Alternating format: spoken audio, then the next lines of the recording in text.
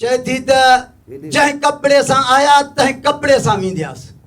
जंहिं कपिड़े सां आया तंहिं कपिड़े सां वेंदियास। हाँ जंहिं कपिड़े सां आया हाँ तंहिं कपिड़े सां वेंदियास। हाँ जंहिं जोड़े में आया हाओ हाँ जंहिं जोड़े में आया जंहिं चोले में आया जंहिं पोशाक में आया वगे में आया हाँ बचे थी जंहिं वाल आया वाल भी कपड़ो तो चई जंहिं वाल डर दगे में बर आया। करे आया बर करे आया बर डर कपड़े जा थान बचे। कपड़े जा जैसे जंहिं के कपड़े गगे में आया आया के वेश में आया बचे जे वेश में आया के गगे में आया जेके आगे बड़ो जोड़े में टिका आया। ये वे सपटका बधी आया पोशाक पाए आया बचे मां थी। भी उने जे करे पोया वेंदी सान बचे थी हाँ हाँ, थोड़ो बचे। भराए दे बचे थी गुदा वरी चए थी त गुदा जंहिं वरी। कपिड़े सां आया हाँ। तंहिं कपिड़े सां वेंदी सान। तंहिं कपड़े तंजणनि में आया। खफन वेंदी सान हाँ। हाँ खफन वेंदी सान झोली पाए वेंदी सान हे हाँ, कांबो बधी पवंदी सान कांबो बचे, कपड़े बचे। जो जे कांबो वेश में आया उन्हें वेश में वेंदी सान जंहिं रस्ते आया हाँ बचे जंहिं चारे आया हाँ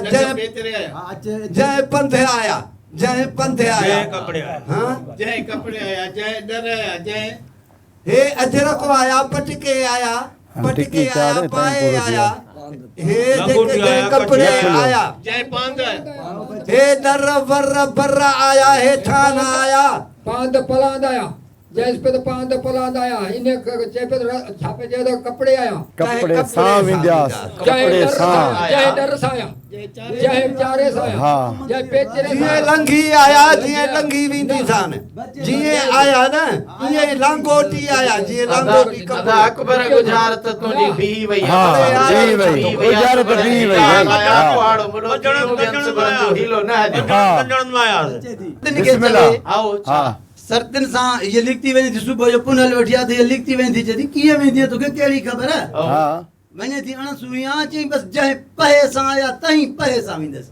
कपिड़े जो आहे पहो सही पहो ओहो वाह ऐं पहो जेको आहे रस्ते खे हाँ हाँ हाँ पहो रखबो आहे हिनखे पहो रखो पाणीअ रस्ते में खे बि हाँ। पहो चइबो आहे ऐं कपिड़े जो बि पहो हूंदो आहे। पहो थींदो आहे। जेको लॻो आहे पहो रखे पहो रखे तो बुखार रखबो आहे माण्हू पहो रखे हाँ वाह वाह सब्सक्राइब कयो असांजो official YouTube channel Singh TV HD ऐं वधीक अपडेट लाइ बेल आइकन खे क्लिक करियो।